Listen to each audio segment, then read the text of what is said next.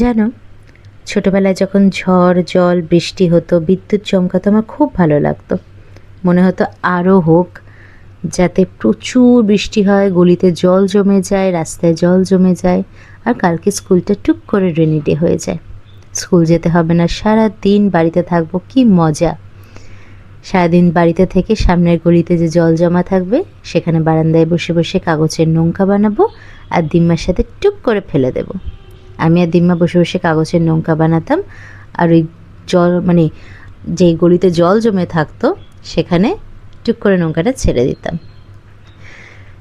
তখন কিন্তু দিম্মা বলতো, না ধনু, এরকম বলো না, গোপাল বাবাকে বলো, মানে আমাদের গোপাল ঠাকুর আর কি।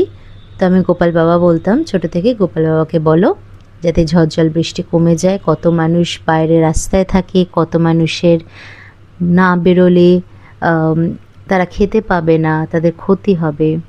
তখন বুঝতাম না, আজ বুঝি।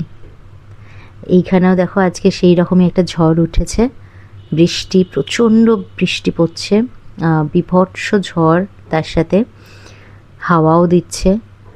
আর আমি টুক করে ভাবলাম, আসলে বারান্দায় আমার এই টেবিল কর্নারটা ছিল, তো সেটাই বৃষ্টির এমন ছাট ছিল, আমি জিনিসগুলো সরাচ্ছিলাম, সরাতে সরাতে ভাবলাম যে না চলো আজকে একটা ইনোভেটিভ কিছু করা যাক, একটা ছোট্ট কফি কর্নার অনেক দিন ধরেই মাথায় চলছিল, তো সেটাই দেখো বানানোর চেষ্টা করছিলাম।